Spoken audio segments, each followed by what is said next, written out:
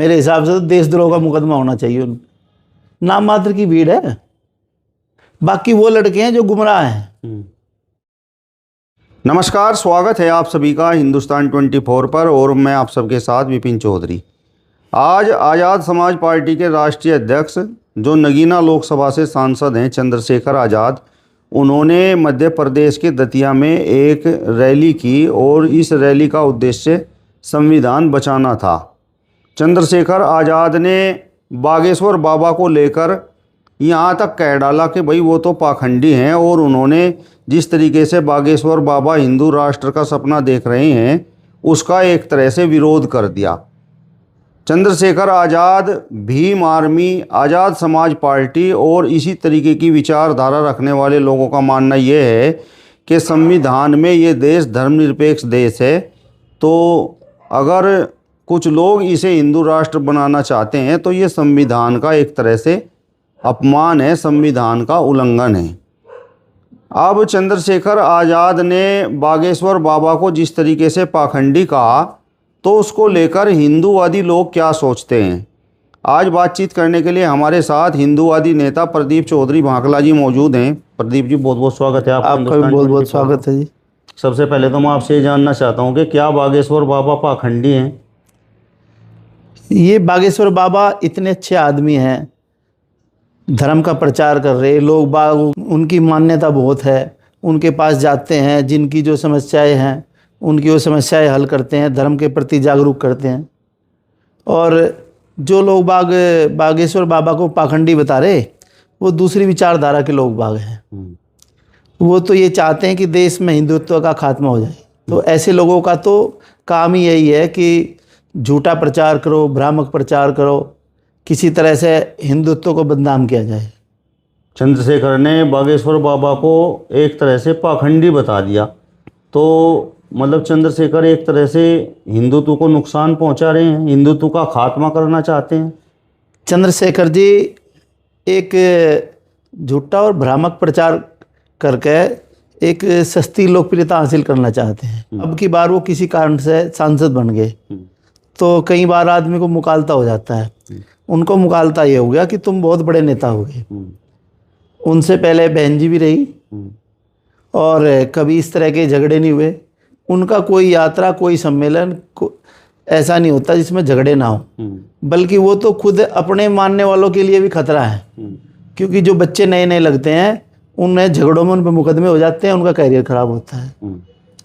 तो चंद्रशेखर जी तो दूसरी सोच के हैं। वो तो ये चाहते हैं कि भाई मैं लोगों में भ्रामक प्रचार करके अब सांसद बन गया, मुख्यमंत्री बन जाऊं। इस देश में हिंदुओं का विरोध करके कोई भी आदमी आगे नहीं बढ़ सकता, क्योंकि हिंदुओं का यहाँ इतना बड़ा जनमत है कि, और ये तो ऊपर से आशीर्वाद भी है, जो लोग बाग हिंदुत्व का विरोध करेगा उसका खात्मा खुद ही हो जाएगा। मतलब आपको लगता है कि चंद्रशेखर हिंदुओं का विरोध कर रहे हैं? जब वो ऐसी बात बोल लेंगे तो उससे हिंदुओं का तो ना चाहते भी वो करो ना करो, उनकी जो बात है मेन मकसद तो ये है कि वो कह क्या रहे हैं और उसका मैसेज क्या जा रहा। उनकी बात का मैसेज तो गलत जा रहा ना जी। नहीं, उन्होंने ये बोला कि अगर बागेश्वर बाबा के अंदर इतनी शक्ति है और उनकी सीधे हनुमान जी से बात होती है तो दिल्ली में जिस तरीके से विस्फोट हुआ तो उन्होंने पहले ही बता देना चाहिए था, उसकी भी पर्ची निकाल देनी चाहिए थी कि भाई वहाँ इस तरीके से विस्फोट होगा। तो वो पूछने गए थे चंद्रशेखर जी कि दिल्ली में विस्फोट होगा, किसी को पता थोड़ा ही था कि दिल्ली में विस्फोट होगा। पर्ची तो उसी की तो निकलती है जो पूछने जाता है। इसके बारे में किसी ने कोई बात नहीं की तो वो कैसे बताते। अब चंद्रशेखर जी को तो कुछ ना कुछ टीका टिप्पणी करनी है, बोलना है। अगर वो ऐसे नहीं करेंगे, यहाँ हमारे देश में कुछ एक ऐसी विचारधारा के लोग बाग हैं जो हिंदुओं के खिलाफ बोलेगा, चाहे वो चंद्रशेखर जी हो, कोई भी हो, दूसरे अन्य पार्टियों के लोग बाग भी हैं, तो वो उनके प्रोग्रामों में भीड़ कर देते हैं। उससे आदमी को लगता है कि भाई तुम बहुत बड़े नेता हो गए। वो उनकी भीड़ नहीं होती, वो तो एक ऐसे समाज की भीड़ है जिन्होंने हिंदुओं का विरोध करना ही है। तो उससे नेताओं को कुछ को मुकालता हो जाता है।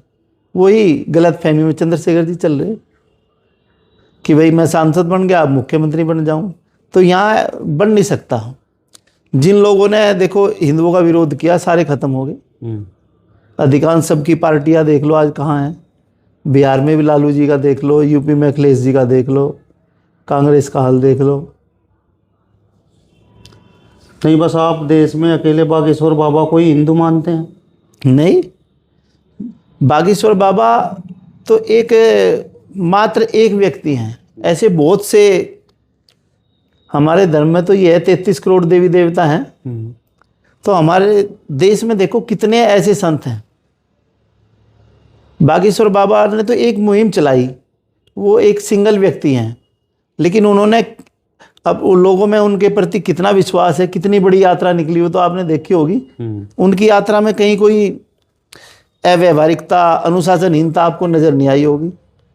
चंद्रशेखर जी पे निकलवा के दिखा दो 2 किलोमीटर की यात्रा, अगर 10 लोगों पे मुकदमे ना हो गए, कहीं सिर फुटबल ना होगा। हिंदू तो अपने आप में बहुत शांति प्रिय है।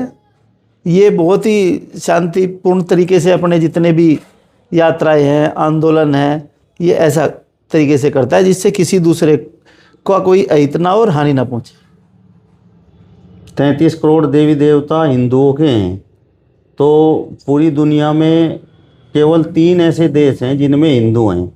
लेकिन जो लोग अल्लाह को मानते हैं, जो लोग गॉड को मानते हैं, उनके पूरी दुनिया में कितने देश हैं? वो बात सही है। जैसे देखो, पहले हिंदुत्व का थोड़ा जो नुकसान हुआ पहले टाइम में, थोड़ा क्या बहुत हुआ, वो जो बाहर से लोग बाग आए उन्होंने इस विचारधारा के लोगों को ख़त्म किया। हमारे देश में भी नुकसान हुआ, जैसे पहले कश्मीर में हुआ, अब बंगाल में भी। तो अब जब तक ये जो घुसपैठिए हैं ये बाहर नहीं जानेंगे, तब तक इन लोगों से हिंदू धर्म को खतरा है। क्योंकि 4-5 लाख महिलाएं भारत में ऐसी है जिन्हें पाकिस्तान के लोगों से शादी कर रखी, रह रही भारत में, राशन मोदी जी का खा रहे, सारी सुविधाएं मोदी जी का ले रहे, और झंडा जो है पाकिस्तान का उठा रहे। नहीं, मेरा सवाल आपसे ये था कि जब हमारे 33 करोड़ देवी देवता हैं, तो अब तक तो जो हिंदू हैं उनकी संख्या जो है पूरी दुनिया में होनी चाहिए थी, कई हिंदुओं के देश होने चाहिए थे। देखो, आप जो कह रहे हो, जब इनका एक तरफा साम्राज्य था तब भी, जैसे गुरु नानक देव जी थे, उन्होंने उनसे भी कहा कि भाई धर्म परिवर्तन कर लो। उन्हें अपने बच्चों को मरवाना उचित समझा, लेकिन धर्म छोड़ना उचित नहीं समझा। तो जो थोड़े कुछ वैसे डरपोक टाइप लोग बाग थे, वो उन्होंने धर्म का पलायन भी किया। तो इससे बंटवारा हुआ। उसमें जो वहाँ चले गए लोग बाग, देखो कुछ एक धर्म ऐसा है उसको लड़ाई लड़नी है।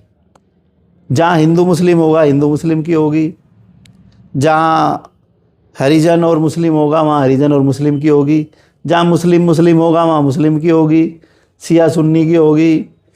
तो उन्हें लड़ना ही है। तो वहाँ जितने हमारे हिंदू थे वो उन देशों में कम होते चले गए जितने देशों का विभाजन हुआ।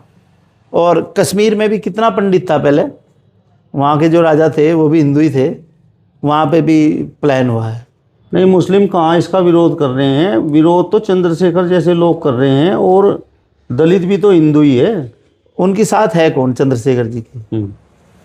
आप ये देखो, उनके प्रोग्रामों का सर्वे कराओ कि उनके साथ कौन इस विचारधारा को आगे बढ़ा रहा। और जो ज़्यादातर लोग बाग हैं, अभी जो ये चल रहा है वोट छांटने का काम, इसमें हर जगह सारी चीज़ें बाहर निकल कर आ जाएंगी। जैसे बिहार में आई, जो घुसपैठिया है वो सब जगह है। वही उनका 8-10 बच्चे हैं, बाहर के लोग बाग हैं, तो वो सोचते हैं अपना 1-2 इसी काम पे लगा रहेगा। नहीं, चंद्रशेखर की जो रैलियां होती हैं, अभी मुजफ्फरनगर की रैली आप देख लीजिए, आज मध्य प्रदेश की रैली देख लीजिए, देखिए कितनी भीड़ वहाँ पर जुटी। भाई साहब, मैं वही तो कह रहा हूँ, भीड़ किसकी है? भीड़ तो वो दूसरे समुदाय के लोगों की तो है, बाकी तो नाम मात्र की भीड़ है। बाकी वो लड़के हैं जो गुमराह हैं, जो गुमराह हैं, जिन्हें चंद्रशेखर जी ने जिनको गुमराह कर रखा, जिनको उनकी विचारधारा से भटकाया जा रहा, एक वो समुदाय है और दूसरे ये दूसरे समुदाय के लोग बाग हैं। बाकी और हिंदू और बताओ। उनकी रैलियों में कितने जाते हैं? नहीं, दलित समाज के जो लोग उनके साथ हैं, गुर्जर समाज के जो लोग उनके साथ हैं, जाट समाज के जो लोग उनके साथ हैं, ओबीसी समाज के जो लोग उनके साथ हैं, वो सब गुमराह हैं। कितनी कितनी संख्या में है? वो संख्या कितनी है? मान लिया हमारा आप 2 आदमी बैठ जाए जाके, तो सामने वाला तो ये कहेगा भाई गुज्जर भी थे, लेकिन थे तो 2 ही। अब 2 को ले जाना तो टारगेट करके आसान है। उनका कोई राजनीतिक लालच है, व्यक्तिगत लालच है, या क्या उनको बताया गया? कुछ लोग बाग गलत फहमी में भी चले जाते हैं। जो नए नए लड़के वो सपने देखते हैं कि भाई एकदम बहुत बड़े नेता बन जाओ, वो गलत फहमी का शिकार होकर वो भी साथ लग लेते हैं। अगर चंद्रशेखर ने हिंदू राष्ट्र का विरोध किया तो आपके हिसाब से गलत किया? गलत किया। मेरे हिसाब से तो देशद्रोह का मुकदमा होना चाहिए उन चंद्रशेखर पर। क्यों उन लोगों पर क्यों नहीं जो संविधान के खिलाफ काम कर रहे हैं? संविधान में तो ये देश धर्मनिरपेक्ष देश है। नहीं, संविधान में धर्मनिरपेक्ष देश है भाई। जैसे और देशों में चले गए सब लोग बाग, जो यहाँ जो वो बातें फैला रहे, तो वो भी अपना जहाँ जहाँ उनको जगह दी गई वहाँ चले जाएं अगर उन्हें कोई दिक्कत है हिंदुओं से। हिंदू राष्ट्र तो हर हाल में बनना चाहिए, और ये बनने की ओर चल पड़ा है, और इसको कोई रोक भी नहीं पानेगा। देश संविधान के हिसाब से चल रहा है या बागेश्वर बाबा जिस तरीके से चलाना चाहते हैं उस तरीके? बागेश्वर बाबा ने तो यात्रा निकाली, उन्हें कोई नुकसान नहीं किया, कोई जनहानि नहीं की, किसी सरकारी संपत्ति का नुकसान नहीं किया। वो तो अपने समाज को, अपने मानने वाले लोगों को जगाना चाहते हैं। उनके मानने वालों की संख्या इतनी है जो चाहते हैं कि हिंदू राष्ट्र बने, तो उसमें बागेश्वर बाबा की क्या गलती? जिस तरीके से उन्होंने कहा कि जात पात की करो विदाई, हिंदू हिंदू भाई भाई, तो जात पात की विदाई हो सकती है? हो सकती है। जब पहले भी सब लोग बाग आज़ादी के टाइम में मिलकर लड़े थे। आप लोग अपने गुर्जर होने का अहम छोड़ सकते हैं? हाँ, क्यों नहीं छोड़ सकते हैं। अभी भी तो हमारा जो सामाजिक ताना बाना है, हरिजन हो या कोई सी दूसरी बिरादरी हो, सब हम इकट्ठे ही रहते। खेती सब इकट्ठे करते हैं, वो मजदूरी का काम करते हैं, हम अपना साथ में उनकी वैसे काम करते हैं, तो सब लोग बाग मिल के ही काम करते हैं। तो यहाँ कोई घमंड तो है ही नहीं किसी में। नहीं, वो जो मालिक और नौकर का गैप है, देखिए वो तो रहेगा, मालिक तो मालिक ही रहेगा। अब जिसको परमात्मा ने पैदा होने से पहले ही मालिक बना दिया, संपत्ति दे दी, वो किसी को दान कैसे करेगी भाई? तो फिर जात पात की विदाई कैसे होगी? ये जो ऊंच नीच की भावना है ये कैसे दूर होगी? सब लोग बाग पढ़ेंगे लिखेंगे, जैसे आरक्षण मिल रहा। अब जो बहुत बच्चे दलित समाज के भी पढ़ कर आगे, वो आधे गुजरों से, हिंदुओं से भी अच्छे रहन सहन उनके हो रहे, वो उनको कहीं किसी में कमी नज़र नहीं आती। जो फिलहाल जिनको गुमराह किया जा सकता है, उनको ही दूसरे समाजों में कमी नज़र आती है। नहीं, जो लोग आपके खेतों में काम कर रहे हैं, मजदूरी कर रहे हैं, आप तो मालिक हैं, तो वो किस तरीके से अपने बच्चों को पढ़ाएंगे? आप तो अपने बच्चों को इंग्लिश मीडियम में पढ़ा रहे हैं, तो वो किस तरीके से अपने बच्चों को अच्छी शिक्षा देंगे? जो सरकारी शिक्षक है वो बहुत अच्छी ट्रेनिंग लेकर आता है पढ़ लिख के। जो इंग्लिश मीडियम के शिक्षक हैं उनसे अच्छी योग्यता होती है सरकारी शिक्षक की। जितने पहले लोग बाग थे सब प्राइमरी स्कूलों में पढ़े हुए ही नौकरी लगी, अब बल्कि कम लग रही है। जो जितने इंग्लिश मीडियम में बच्चे जा रहे हैं उनका चौमुखी विकास नहीं होता। जो सरकारी स्कूलों में पढ़ते हैं वो मन से मजबूत होते हैं। नहीं, आप जैसे बड़े लोगों के कितने बच्चे सरकारी स्कूलों में पढ़ते हैं? नहीं, सबके सरकार, अधिकांश सरकारी में ही पढ़ते हैं, और बल्कि सरकारी स्कूल तो अच्छे हैं, सभी ने सरकारी स्कूलों में भेजना चाहिए। सरकारी स्कूलों का भी अपग्रेड होने लग रहा है ना जी।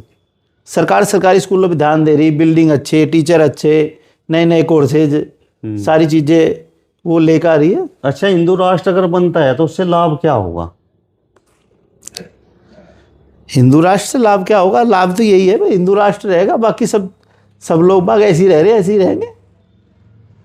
बस ये नाम हो जाएगा कि भाई भारत एक हिंदू राष्ट्र है। बस हाँ, जैसे और मुस्लिम कंट्री हैं ऐसे ही भारत का हो जाएगा। नहीं, फिलहाल हिंदुओं को क्या दिक्कत है? चलिए आप ये बात बताइए, उन्हें किस प्रकार के अधिकार मिले हुए हैं, और हिंदू राष्ट्र बनने के बाद उन्हें और ज़्यादा किस प्रकार के अधिकार मिलेंगे, किस प्रकार की सुविधाएं होंगी? या आप ये मानते हैं कि भाई मुस्लिम इस देश को छोड़कर चले जाएंगे, यहाँ से निकाल दिए जाएंगे? नहीं, ऐसा तो नहीं मानते। जब हिंदू राष्ट्र रहेगा तब भी सारे लोग भाग रहेंगे। और जो कह रहे हैं आप जो वो बनेंगे नियम कानून, वो तो जब ये बात होगी संविधान बनेगा, उसमें जो नियम कानून है, जो उसका सारा कुछ लिखा जाएगा संविधान, वो सब लोगों की भावनाओं को देखते हुए लिखा जाएगा। क्या देश की आज़ादी में मुस्लिमों का योगदान नहीं है, सिखों का योगदान नहीं है? सबका है। सबका योगदान है, तो फिर एक धर्म के नाम पर हिंदू राष्ट्र क्यों? यहाँ बड़ी संख्या में हिंदू है। जहाँ जहाँ जो भी समुदाय बड़ी संख्या में है, अधिकांश देशों में देखो उनका ही नाम है, उन्हीं का संविधान चल रहा है। तो जिन लोगों ने देश की आज़ादी के लिए लड़ाई लड़ी, तो उन लोगों ने ये क्यों नहीं सोच लिया कि भाई ये बड़ी संख्या में यहाँ पर हिंदू है, तो और यही लड़कर जो है इस देश को आज़ाद करा लेंगे? उनको मौका मिला था ना, जब बंटवारा हुआ था अपना, चले जाते। चलिए, मुस्लिमों को आप थोड़ी देर के लिए अलग कर दीजिए, सिख राष्ट्र क्यों नहीं बनाना चाहते आप? सिख राष्ट्र, सिख तो हमारे धर्म में आते हैं ना, हिंदू में, वो तो हमारे साथ मिलकर चलते हैं। तो ये खालिस्तान की मांग कौन कर रहे हैं? वो भी खालिस्तान की मांग वही कर रहे हैं, जिस तरह जो चंद्रशेखर जी के साथ हैं। कुछ लोग बाग, विदेशों से फंडिंग होती है उन पे, बाहर से पैसा आता है, सारे वही लोग बाग हैं, सब भेष बदल बदल के जाते हैं। एक जो प्लान है डेमोग्राफी चेंज करने का, उसके तहत 4-5 हज़ार लोग बाग भेज दो अपना कहीं भी, तो लगता है कि भाई हाँ, आपकी जय बोलनी शुरू कर दो 4-5 हज़ार आदमी। आप भी अगर कहोगे तो आपको मेहनत करने लग जाओ, नेता करने लग जाओ, कुछ भी। जब आपके पीछे 4-5 हज़ार आदमी जय बोलने वाले रहेंगे, पैसे कोई और खर्च करेगा, तो आपकी भी आवाज़ में दम आ जाएगा, आप भी वही बोलोगे। नहीं, विज्ञान के तरीके से काम कर रहा। चमत्कार और विज्ञान दोनों अलग अलग विषय हैं। चमत्कार की बात यह, वो मन से हमें मजबूत करता है, शक्ति देता है। हम अपने जितने देवी देवताओं को मानते हैं, वो हमें सद्बुद्धि देते हैं कि भाई आप ये काम करो। विज्ञान के लिए भी प्रेरित करते हैं, हमें ऐसी प्रेरणा मिलती है। बागेश्वर बाबा चमत्कारिक बाबा हैं? बाबा है नहीं, चमत्कारिक हैं क्या?